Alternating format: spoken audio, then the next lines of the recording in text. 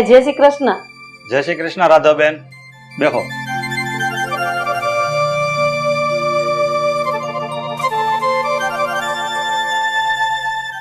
કેમ ચાલે છે ઘરમાં બધું? ઠીક ઠાક તો ચાલે છે ને? હા હો મહારાજ, ઘરમાં બધું ઠીક ઠાક હાલે છે.